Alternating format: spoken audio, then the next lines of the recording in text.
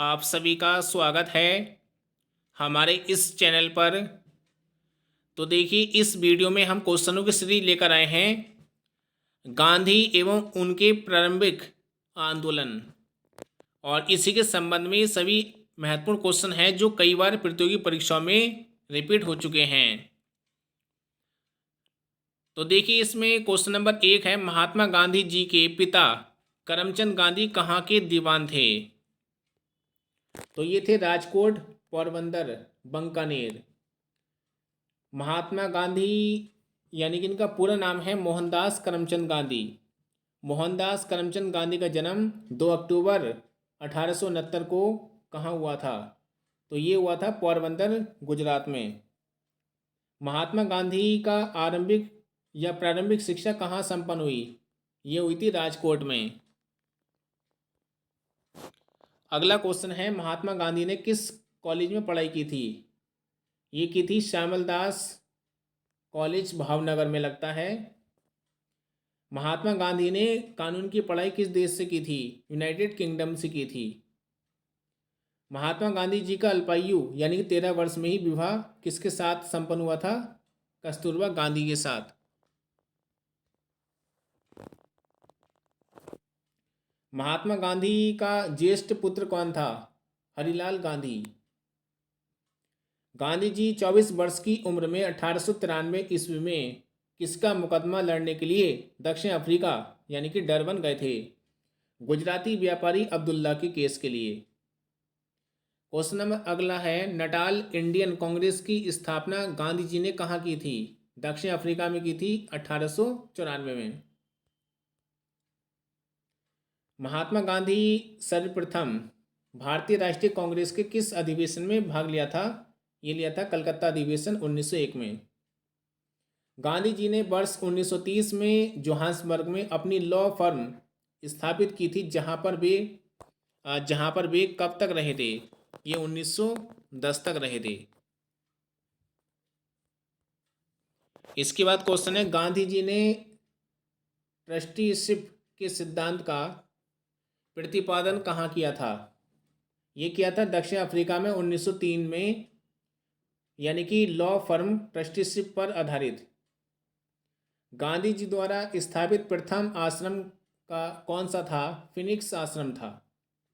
गांधी जी ने दक्षिण अफ्रीका के डरबन में फिनिक्स आश्रम की स्थापना कब की थी? 1904 में। इसके बाद क्वेश्चन है, गांधी जी के बारे में सत्य कथन है। उन्होंने अपनी आरंभिक या प्रारंभिक शिक्षा राजकोट में की थी, और इसमें दे रखा है कस्तूरबा के साथ उनका विवाह 13 वर्ष की आयु में हुआ था। उन्होंने विधि का अध्ययन द इनर टेम्पल, लंदन में किया था। वे रस्किन की पुस्तक अनटू दिस लास्ट से सर्वाधिक प्रभावित थे। ये सभी कथन ठीक हैं। महात्मा गांधी द्वारा दक्षिण अफ्रीका में प्रकाशित पत्र का नाम क्या था? ये था इंडियन ओपिनियन।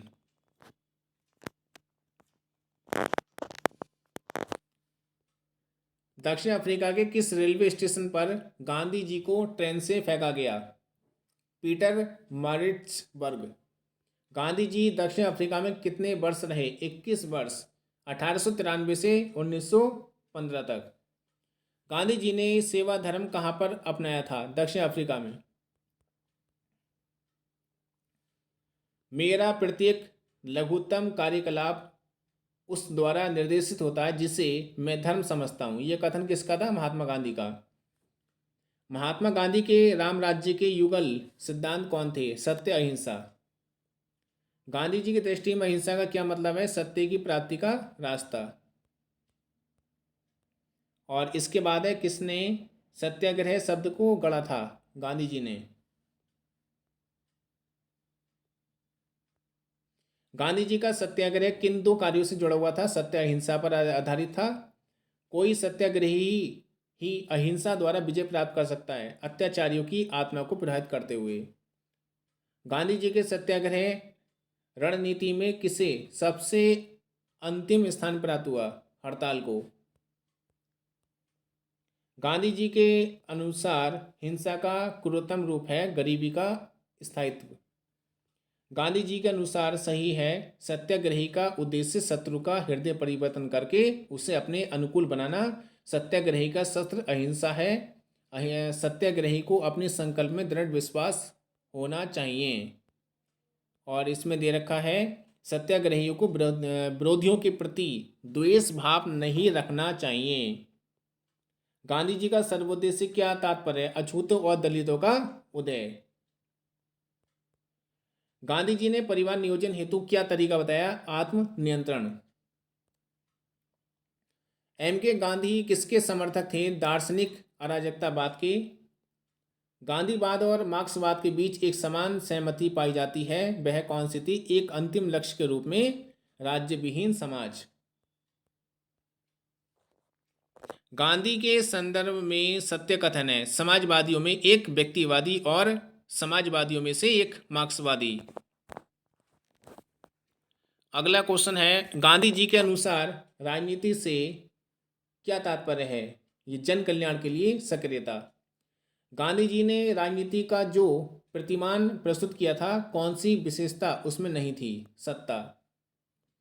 गांधी जी के राजनीतिक संगठन में उप ठेकेदारों का उपयोग करने की व्याख्या का सिद्धांत किसने प्रतिपादन किया? ज्यूडिस ब्राउन ने। इसके बाद है, कौन कहाँ करते थे? गलत साधन हमें कभी भी सही उद्देश्य तक नहीं ले आ सकते हैं। ये था महात्मा गांधी का कथन। कौन इस सिद्धांत के प्रबल समर्थक थे कि जो नैतिक दृष्टिकोण से गलत है वह राजनीतिक दृष्टिकोण से कभी नहीं हो सकता? ये महात्मा गांधी का कथन है। गांधी जी के जीवन दर्शन ऑब्लिक कार्य पद्धति पर सर्वाधिक प्रभाव किसका था? जॉन रस्किन, डेविड थियोरो का और लियो टॉलस्टॉय। महात्मा गांधी ने कहा था कि उनकी कुछ सबसे गहन धारणाएं अनटू दिस लास्ट नामक पुस्तक में प्रतिबिंबित होती हैं और इस पुस्तक ने उनके जीवन को बदल डाला। इस पुस्तक का वह संदेश क्या था जिसने महात्मा गांधी को बदल डाला था?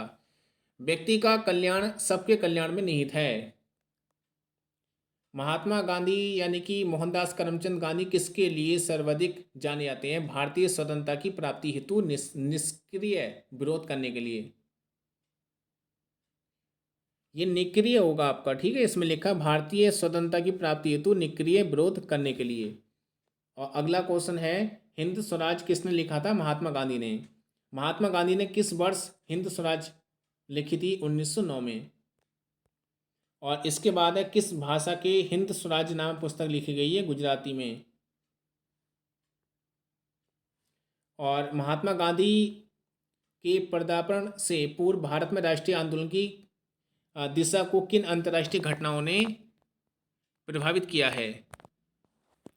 1898 में के इटली अबिसिनिया के युद्ध ने, चीन के बक्सर आंदोलन से, आयरलैंड के क्रांतिकारी आंदोलन, रूस जापान के युद्ध में जापान की विजय से।